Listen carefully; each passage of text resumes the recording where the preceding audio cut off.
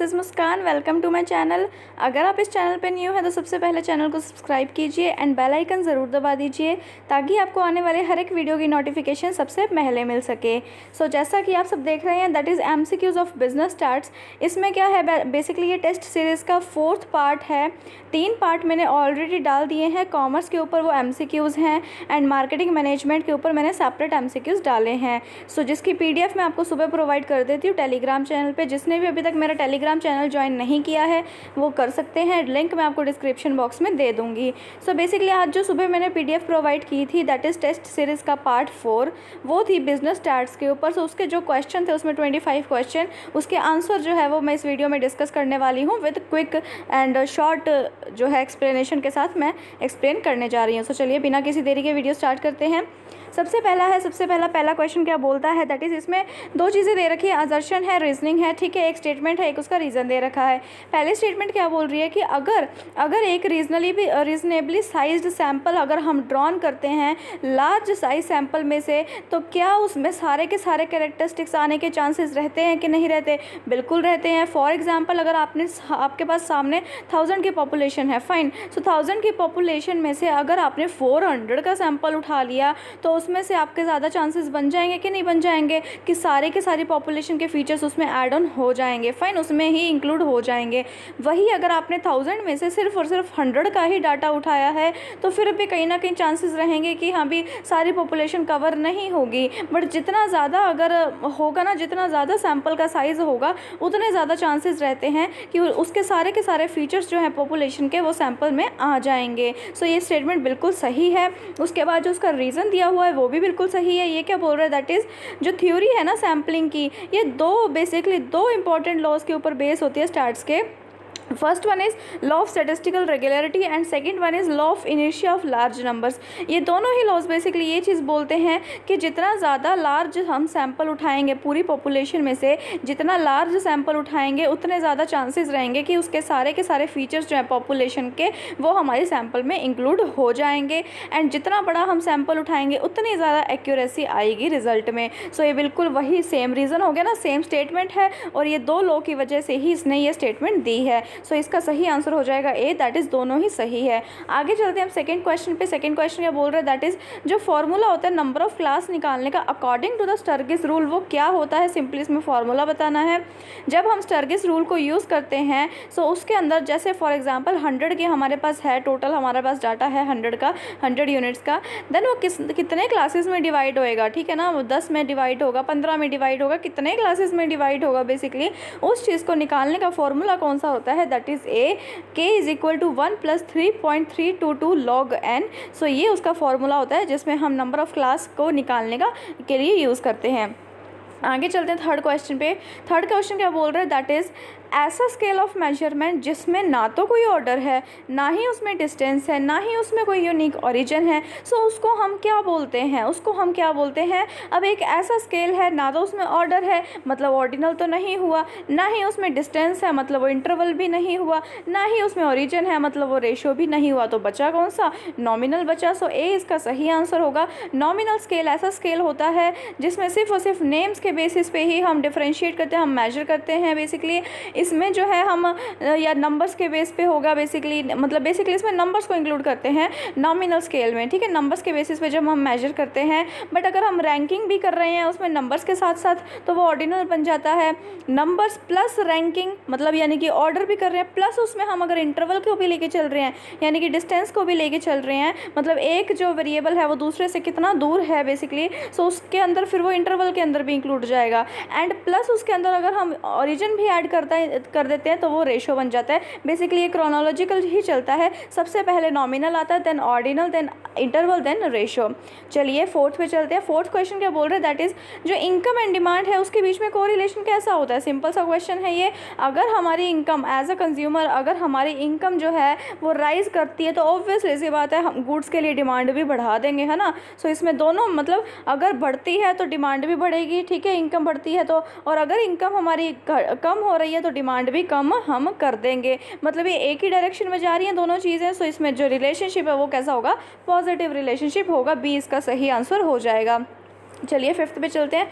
Fifth question क्या बोल रहा है, दैट इज़ जो कोरिलेशन के मिनिमम वैल्यू है वो कितनी होती है। मैं आपको बता दूं, जो कोरिलेशन होता है वो कितने के बीच में लाई करता है, वो -1 से लेके +1 के बीच में लाई करता है कोरिलेशन, ठीक है। सो मिनिमम वैल्यू कितनी होगी, -1 होगी कि नहीं होगी, और मैक्सिमम वैल्यू अगर आपसे पूछी जाए तो वो कितनी होती है, 1 होती है। सो -1 से लेके +1 के बीच में कोरिलेशन का रिजल्ट आता है। अगर 1 से ज़्यादा आ रहा है कोरिलेशन तो इट मीन्स कुछ ना कुछ गड़बड़ है, मतलब कुछ ना कुछ एरर है बेसिकली। सो इसमें क्या होगा, मिनिमम वैल्यू का रहेगी हमारी -1, अकॉर्डिंगली इसका सही आंसर हो जाएगा सी। चलिए सिक्स्थ पे चलते हैं। सिक्स्थ क्वेश्चन क्या बोल रहा है कि अगर दो वेरिएबल्स के बीच में रिलेशन ही नहीं है, मतलब कहने का नो रिलेशन, अगर कोई दो वेरिएबल्स हैं वो आपस में कनेक्ट ही नहीं करते, उनके बीच में धेले का भी रिलेशन नहीं है, तो ऑब्वियसली सी बात है जब रिलेशन ही नहीं है तो मतलब ज़ीरो है, मतलब जो कोएफिशिएंट ऑफ कोरिलेशन है वो भी क्या होगा, ज़ीरो होगा। सो अकॉर्डिंगली इसका सही आंसर हो जाएगा डी। चलिए सेवन्थ पे चलते हैं। सेवन्थ क्वेश्चन क्या बोल रहा है, इनमें से हमें 4 स्टेटमेंट दे रखी है, इनमें से हमें बताना है कि कौन सी गलत है स्टेटमेंट, कौन सी गलत है स्टेटमेंट। इसमें से मैं आपको बता दूँ इसका जो सही आंसर है वो है बी स्टेटमेंट गलत है। कैसे गलत है, इसने क्या बोल रहा है, दैट इज़ जो कोएफिशिएंट ऑफ वेरिएशन है वो एब्सोल्यूट मेजर होता है डिस्पर्जन का, नहीं, वो रिलेटिव मेजर होता है। जब भी अगर आपके पास वर्ड आ गया कोएफिशिएंट, अगर आपके पास क्वेश्चन में वर्ड लिखा हुआ है कोएफिशिएंट, उसका डायरेक्टली मीनिंग होता है रिलेटिव से, ठीक है, एब्सोल्यूट से नहीं होता है। अगर कोएफिशिएंट है दैट मीन्स वो रिलेटिव मेजर होगा डिस्पर्जन का। एंड थोड़ी सी और मैं शॉर्ट इंट्रोडक्शन दे दूं, जो रिलेटिव मेजर होता है उसमें क्या होता है, बेसिकली जो हम रिजल्ट निकालते हैं ना वो या तो रेशियोज़ में निकालते हैं या फिर परसेंटेज में निकालते हैं, दो ही टर्म्स में हम बेसिकली उसमें रिजल्ट निकालते हैं, या फिर रेशियो में या फिर परसेंटेज में, फाइन। और जो एब्सोल्यूट होता है ना, इसमें क्या होता है, फॉर एग्जांपल डाटा केजी में है, डाटा केजी में है तो रिजल्ट भी केजी में निकलेगा, डाटा टन्स में दिया हुआ है तो रिजल्ट भी टन्स में निकलेगा, डाटा परसेंटेज में है तो रिजल्ट भी परसेंटेज में निकलेगा। मतलब कहने का जिस भी मतलब फॉर्म में डाटा दिया हुआ है ना, उसी फॉर्म में जो है result same as it is निकलता है, उसे हम बोलते हैं एब्सोल्यूट। एंड रिलेटिव में क्या होता है, डाटा किसी मर्जी फॉर्म में हो, मतलब डाटा परसेंटेज में है, डाटा केजीज में है, किलोमीटर्स में, मीटर्स में है, किसी भी फॉर्म में है, बट जो रिजल्ट है वो किस में निकलता है, वो रेशियोज या परसेंटेज में निकलता है। सो ये फ़र्क होता है। एंड जहाँ पे लिखा हुआ है कोएफिशिएंट, सो कोएफिशिएंट हमेशा रिलेटिव होता है। सो एब्सोल्यूट इसका ये स्टेटमेंट गलत हो जाएगी, बाकी तीनों सही हैं। चलिए एट्थ पे चलते हैं। एट्थ क्वेश्चन क्या बोल रहा है, दैट इज़ इनमें से हमें स्टेप्स बताने हैं सिंपली। जो हम कोई भी हम रिसर्च करते हैं तब हम हाइपोथेसिस को टेस्ट करते हैं, तो ऑब्वियसली सी बात है टेस्ट करेंगे, सो उसके जो है कई सारे स्टेप्स होते हैं उसमें इन्वॉल्व होते हैं। सो हमें वो बताने कि इसमें से कौन कौन से स्टेप कैसे कैसे इन्वॉल्व होंगे। सो अब हम टेस्ट कर रहे हैं हाइपोथेसिस को, सबसे पहले हम हाइपोथेसिस सेट करेंगे तभी तो हम उसका टेस्ट करेंगे ना। तो सबसे पहला जो है इसमें स्टेप हो जाएगा वो तो हो जाएगा कि हम नल हाइपोथेसिस या फिर अल्टरनेटिव हाइपोथेसिस को सेट करेंगे, यानी कि स्टेट द नल हाइपोथेसिस। पहले हमें ये पता होना चाहिए कि हम नल हाइपोथेसिस को ले रहे हैं या हम अल्टरनेटिव को ले रहे हैं, एंड उसको हम सेट करेंगे। सो सबसे पहला स्टेप तो हो जाएगा ये, फाइन। उसके बाद क्या होगा, उसके बाद बेसिकली हम क्या करेंगे, सिग्निफिकेंस लेवल को फाइंड आउट करते हैं, है ना। हम सेट करते हैं, स्टडी पे जाने से पहले हम क्या करते हैं, हम लेके चलते हैं कि या तो एरर होगा 5% पे या फिर एरर होगा 1% में। मतलब कहने का या तो जो अपनी रिसर्च स्टडी है वो 99% सही होगी, मतलब जो सिग्निफिकेंस लेवल है बेसिकली मतलब सही होगी वो 99% सही होगी, या फिर अपनी जो रिसर्च है वो 95% सही होगी, या तो हम 5% पे या 1% पे हम एरर लेके चलते हैं। सो वो चीज़ हम इसमें सेट करते हैं। उसके बाद जो है हम प्रोबेबिलिटी वैल्यू निकालते हैं, ऑब्टेन करते हैं प्रोग्राम्स का यूज़ करके, कंप्यूटर प्रोग्राम्स का यूज़ करके हम क्या निकालेंगे, अपनी वैल्यू को कैलकुलेट करेंगे। अब हमने अपनी वैल्यू को कैलकुलेट कर लिया, उसके बाद जो टेबल में वैल्यू दी हुई है, मतलब जो बुक में हमें टेबल दिया होता है उस टेबल में जो वैल्यू दी हुई है उसके साथ हम क्या करेंगे, कंपेयर करेंगे। जो हमने वैल्यू निकाली है सिग्निफिकेंस लेवल की एंड जो उसमें दी हुई टेबल में, उन दोनों को कंपेयर करके देन हम फाइनली डिसीजन ले लेंगे। सो बेसिकली ये चारों के चारों स्टेप्स इसमें इन्वॉल्व होंगे, अकॉर्डिंगली इसका सी सही आंसर हो जाएगा। बट जो इन्होंने सी ऑप्शन दिया हुआ है, ये वाला ऑप्शन बेसिकली इसके प्रोसीजर में नहीं आता है डायरेक्टली, ठीक है। सो इसका सही आंसर हो जाएगा सी। चलिए नाइन्थ पे चलते हैं। नाइन्थ क्वेश्चन क्या बोल रहा है, दैट इज मैथड सिलेक्ट करने हैं कोरिलेशन के। सिंपली है कोरिलेशन, जब हम फाइंड आउट करते हैं कोरिलेशन का चैप्टर पढ़ते हैं उसमें बेसिकली 3 मैथड्स दिए होते हैं। First one is Karl Pearson method, second one is Spearman rank method and third one is concurrent deviation method. सो ये तीनों मेथड जो है वो कोरिलेशन को फाइंड आउट करने के लिए यूज़ किए जाते हैं। अकॉर्डिंगली इसका सही आंसर है वो सी हो जाएगा। चलिए 10th पे चलते हैं।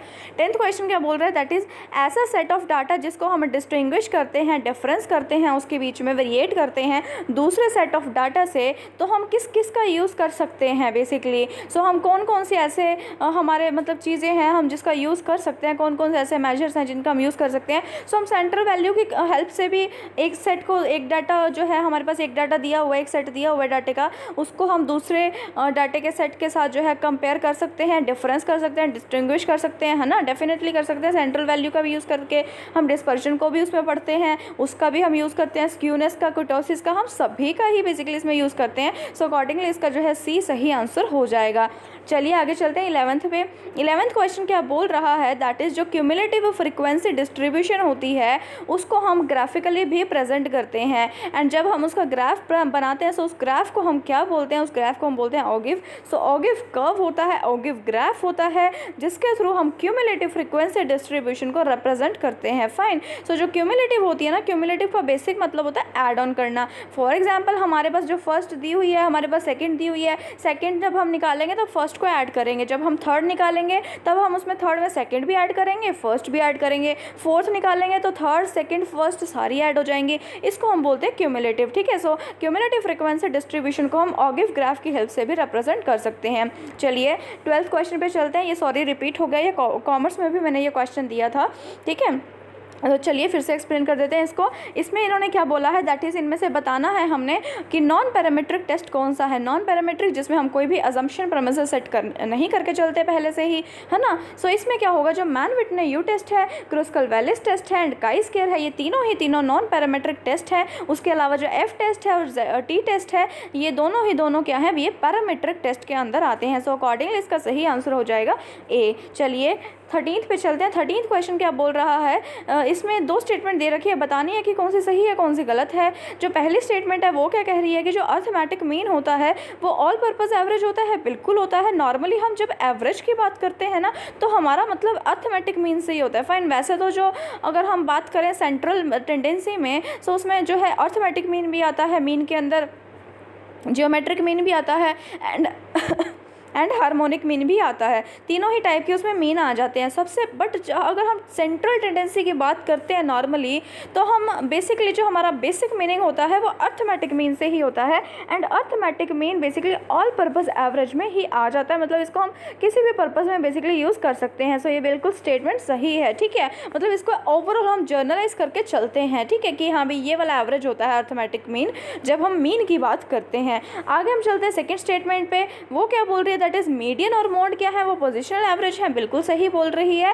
बेसिकली जो होते हैं तीन टाइप के होते हैं सेंट्रल टेंडेंसी में, एक तो होता है मीन, फाइन, एक होता है मीडियन और एक होता है मोड। तीन टाइप के होते हैं। मीन जो होता है वो मैथमेटिकल एवरेज होता है। ठीक है, वो क्या होता है, वो मैथमेटिकल, जिसको मैथमेटिकली कैलकुलेट करते हैं। और जो मीडियन होता है और मोड होता है, इसमें हम डाटा में कौन सी मतलब जो हमारा वेरिएबल है उसकी कौन सी पोजीशन आ रही है उसको हम फाइंड आउट करते हैं। सो इन दोनों को हम पोजीशनल एवरेज बोलते हैं। सो ये दोनों ही स्टेटमेंट सही है। अकॉर्डिंगली इसका सही आंसर हो जाएगा ए।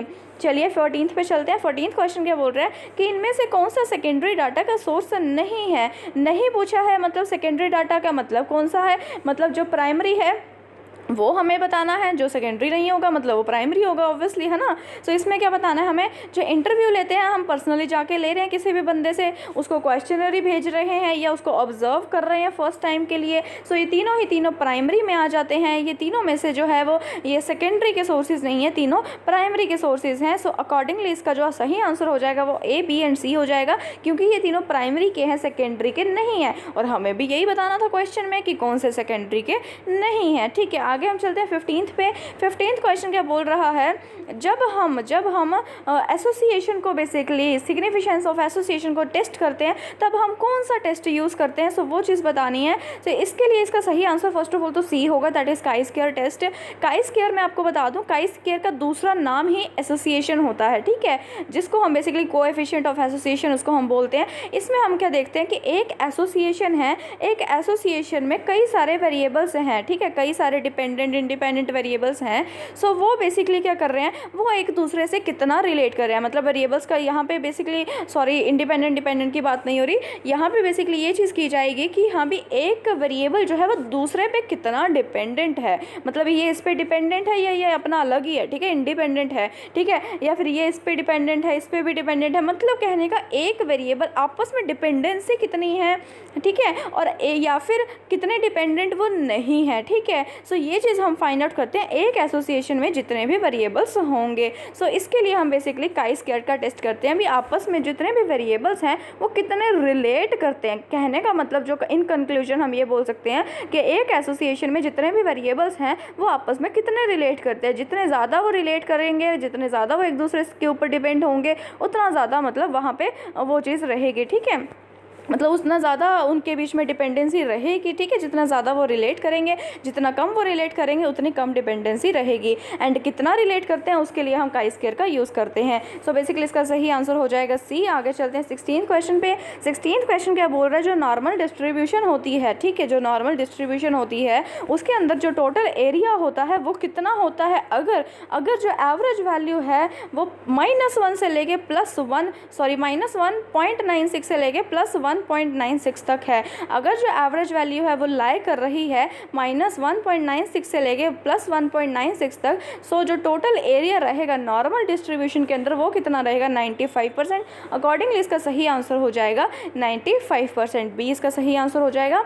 चलिए 17th पे चलते हैं। 17th क्वेश्चन क्या बोल रहा है, that is which of the following is a relative measure of dispersion. जैसा कि मैंने आपको पीछे बताया था, जहाँ पे कोएफिशिएंट वर्ड आ गया मतलब वो क्या है, रिलेटिव है। अब यहाँ पे सी ऑप्शन है जहाँ पे आपको कोएफिशिएंट दिख रहा है, सो ये क्या होगा, ये रिलेटिव होगा। सो यही तो इन्होंने पूछा है, कौन सा इनमें से रिलेटिव है, that is C, coefficient of variation. Fine, आगे हम चलते हैं 18th क्वेश्चन पे। 18th क्वेश्चन क्या बोल रहा है, दैट इज़, इसमें भी दो स्टेटमेंट दे रखी है हमने। सबसे पहली स्टेटमेंट तो है जो स्टैंडर्ड एरर ऑफ मीन है is the standard deviation of the sampling distribution of mean.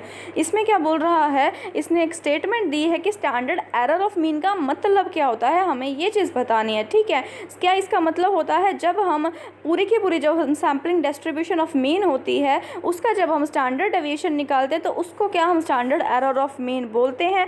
बिल्कुल सही बोल रहे हैं। इसका प्रॉपर कंसेप्ट तो हम सेपरेट वीडियो में ही स्टडी कर सकते हैं। फाइन, सो अभी के लिए मैं आपको इतना बता देती हूँ कि जो जब भी हम सैम्पलिंग डिस्ट्रीब्यूशन ऑफ मीन का स्टैंडर्ड डेविएशन निकालते हैं, सैम्पलिंग डिस्ट्रीब्यूशन ऑफ मीन का स्टैंडर्ड डेविएशन को फाइंड आउट करते हैं, सो उसको हम क्या बोलते हैं, स्टैंडर्ड एरर ऑफ मीन बोलते हैं। सो ये स्टेटमेंट सही है। उसके बाद स्टेटमेंट बी क्या बोल रही है, दैट इज़ जो सिंपल रैंडम सैम्पलिंग है क्या वो नॉन प्रोबेबिलिटी है, बिल्कुल नहीं। जो सिंपल रैंडम सैम्पलिंग है वो प्रोबेबिलिटी सैम्पलिंग मेथड की टेक्निक होती है, ना कि नॉन प्रोबेबिलिटी की। सो इसका सही आंसर क्या हो जाएगा, फर्स्ट स्टेटमेंट तो ट्रू है एंड सेकंड स्टेटमेंट फॉल्स है। फाइन, इसमें क्या होता है, बेसिकली जो सिंपल होता है मतलब प्रोबेबिलिटी में क्या होता है, भी हमने बाय चांस कोई भी रैंडमली उठा लिए हैं सैंपल्स, और नॉन प्रोबेबिलिटी में क्या होता है, हम अपनी कन्वीनियंस अपनी जजमेंट के हिसाब से उठाते हैं। फाइन, आगे हम चलते हैं 19th पे। इसमें क्या बोला है कि अगर हमने गिवन पॉपुलेशन के सारे मेम्बर्स को ही सिलेक्ट कर लिया तो उसको हम क्या बोलते हैं, उसको हम सेंसस बोलते हैं। ये बहुत सिंपल सा क्वेश्चन था कि अगर हमने पूरी पॉपुलेशन में से कुछ एक हाफ पार्ट उठाया है तो उसको हम क्या बोलेंगे, सैंपल बोलेंगे। बट अगर हमने पूरी पॉपुलेशन को ही उठा लिया है उसको हम क्या बोलते हैं, सेंसस। इसका सही आंसर हो जाएगा सी। आगे हम चलते हैं 20th क्वेश्चन पे। 20th क्वेश्चन क्या बोल रहा है, दैट इज़ इनमें से कौन सी प्रोबेबिलिटी सैम्पलिंग टेक्निक है, ये चीज़ बतानी है। सो इनमें से कौन सी होगी, जैसे कि अभी मैंने आपको पीछे बताया, जब हम रैंडमली उठा लेते हैं डाटा, मतलब हमें कई सारी पॉपुलेशन में से जब हमने सैंपल उठाना है, हमने रैंडमली कोई भी अपनी मर्जी से कोई चिट्स है, मान लो बॉल में रखी हुई है कई सारी चिट्स, हमने रैंडमली कोई भी उठा ली, ठीक है। सो उसको हम क्या बोलेंगे, प्रोबेबिलिटी बोलेंगे। सो इसका डी जो है वो सही आंसर हो जाएगा। जो पहले के तीनों है, ये तीनों नॉन प्रोबेबिलिटी सैम्पलिंग के टेक्निक्स होते हैं, जिसमें हम अपनी मर्जी से अपनी कन्वीनियंस के हिसाब से डाटा उठाते हैं, ठीक है, सैंपल उठाते हैं। आगे हम चलते हैं 21st क्वेश्चन पे। 21st क्वेश्चन क्या बोल रहा है, that is standard error is a statistical measure of. Standard error basically statistical measure होता है किसका होता है, हमें ये चीज़ बतानी है। बेसिकली वो क्या बताता है, मतलब वो किस चीज़ को मेजर करता है, हमें ये चीज़ बतानी है। सो वो क्या करता है मेजर, कि किस हद तक एक सैम्पल मीन जो है वो डिफ़र करता है पॉपुलेशन मीन से। हमारे पास सैम्पल है, उसका हमने क्या निकाल लिया, उसका हमने मीन निकाल लिया, ठीक है। हमारे पास सैम्पल है, उसका हमने मीन निकाल लिया। एक साइड हमारे पास पॉपुलेशन दी हुई है उसका भी हमने मीन निकाल लिया। देन दोनों के बीच में कितना डिफरेंस है, दोनों के बीच में कितना डिफरेंस है, कितने ज़्यादा वो दूर हैं बेसिकली एक दूसरे से, वो हद तक मतलब किस एक्सटेंट तक दूर हैं, उसको बेसिकली हम स्टैटिस्टिकल एरर के थ्रू जो है वो मेजर करते हैं। फाइन, आगे हम चलते हैं 21st का हो जाएगा बी ऑप्शन सही। आगे हम चलते हैं 22 क्वेश्चन पे। 22 क्वेश्चन क्या बोल रहा है, दैट इज़ इनमें से कौन सा नॉन प्रोबेबिलिटी सैम्पलिंग नहीं है। कई बार बच्चे ना कंफ्यूज हो जाते हैं, यहाँ पे भी नॉन लिखा है, यहाँ पे भी एक तरीके से नोट या नॉन लिखा है, सो कई बार हम यहाँ पे कंफ्यूज हो जाते हैं। इन्होंने क्या पूछा, इनमें से कौन सा नॉन प्रोबेबिलिटी नहीं है। कौन सा नॉन प्रोबेबिलिटी नहीं है मतलब जो प्रोबेबिलिटी होगा वो नॉन प्रोबेबिलिटी नहीं होगा। सो हमें बेसिकली यहाँ पे फाइंड आउट क्या करना है, कौन सा प्रोबेबिलिटी सैम्पलिंग है, कौन सा है स्ट्रेटिफाइड रैंडम सैम्पलिंग है। जैसे कि मैंने आपको बताया था हम रैंडमली उठाते हैं इसमें डाटा, ठीक है। सो जो रैंडम वाला वर्ड आ गया ना तो वो तो मतलब डायरेक्टली प्रोबेबिलिटी से कनेक्ट करता है, ठीक है। जहाँ पे रैंडम वर्ड आ गया मतलब बाय चांस हमने कोई भी उठा लिया। सो जो बी ऑप्शन है ना इसमें वो सही इसका ऑप्शन होगा बी ऑप्शन, क्योंकि इसमें जब क्या पूछा है कि हमारे पास प्रोबेबिलिटी के हमें एक तरीके से बताने हैं कि प्रोबेबिलिटी का कौन सा है, क्योंकि जो प्रोबेबिलिटी का होगा वो नॉन प्रोबेबिलिटी का नहीं होगा डेफिनेटली, है ना। सो इसमें 22 का बी ऑप्शन सही हो जाएगा। 23 पे चलते हैं। 23 क्वेश्चन क्या बोल रहा है, दैट इज इसमें हमें दो स्टेटमेंट दे रखी है। ये मैंने आपको कॉमर्स में भी बताया था थोड़ा सा कि जब हम नल हाइपोथेसिस को रिजेक्ट कर देते हैं जबकि वो ट्रू है तो क्या उसे हम टाइप 1 एरर बोलते हैं, बिल्कुल बोलते हैं, बिल्कुल सही स्टेटमेंट है। एंड इसके अपोजिट अगर वो फॉल्स है स्टिल हम उसे एक्सेप्ट कर रहे हैं तो क्या उसे हम टाइप 2 एरर बोलते हैं, ये भी बिल्कुल सही है। सो दोनों स्टेटमेंट सही है। आप एक याद कर लीजिए, आपको दूसरी ऑटोमेटिकली उसका वैसे वर्सा कर देना, उसका अपोजिट कर देना। अगर आपको इतना याद है कि एक स्टेटमेंट ट्रू है मतलब सही वाला तो बेसिकली पहले ही आता है ना, है ना। सो जो सही वाली स्टेटमेंट है वो तो पहले ही आएगी। कोई स्टेटमेंट सही है स्टिल हमने उसे रिजेक्ट कर दिया वो टाइप 1 एरर होगा, और गलत वाली चीज़ तो सेकंड नंबर पे आती है, ठीक है। सो जो स्टेटमेंट फॉल्स है स्टिल हमने उसे एक्सेप्ट कर लिया वो सेकंड नंबर पे आएगी, ठीक है। सो ये दोनों स्टेटमेंट सही है। आगे हम चलते हैं 24 पे। 24 क्वेश्चन क्या बोल रहा है बेसिकली कि जो इंडिविजुअल रिस्पोंडेंट्स होते हैं, फोकस ग्रुप्स है एंड पैनल्स है रिस्पोंडेंट्स का, उसको हम कैसे कैटेगराइज कर सकते हैं बेसिकली। अगर फॉर एग्जांपल हम किसी भी आप इंडिविजुअल के पास गए हो डाटा लेने के लिए, ठीक है, या किसी भी ग्रुप के पास गए हो डाटा के लेने के लिए, तो आप उससे फर्स्ट टाइम में गए हो ना। First time in the sense आप ओरिजिनली उनसे डाटा कलेक्ट कर रहे हो कि नहीं कर रहे, ऑलरेडी उन्होंने कोई छाप तो नहीं रखा ना बुक्स में डाटा, ठीक है ना। सो आप क्या गए हो उनके पास, उनसे ओरिजिनल डाटा कलेक्ट कर रहे हो, उनसे बातचीत कर के या फिर उनको क्वेश्चनरी वगैरह मेल करके क्वेश्चन वगैरह पूछ के आप उनसे क्या कर रहे हो, फर्स्ट टाइम में ओरिजिनल डाटा जो है वो कलेक्ट कर रहे हो। सो वो किसके हैं बेसिकली, वो उसको हम किस में डाल सकते हैं, उसको हम प्राइमरी डाटा में डालेंगे, क्योंकि प्राइमरी डाटा सोर्सेज भी वही होते हैं जिसमें हम फर्स्ट टाइम रिस्पोंडेंट से डाटा कलेक्ट करते हैं, ठीक है। मतलब इंडिविजुअल से डाटा कलेक्ट करते हैं, ओरिजिनल डाटा उसमें हम कलेक्ट करते हैं। फाइन, सो इसका जो सही आंसर है वो हो जाएगा ए, ठीक है। आगे हम चलते हैं 25 पे, जो कि हमारा लास्ट क्वेश्चन है आज की वीडियो का।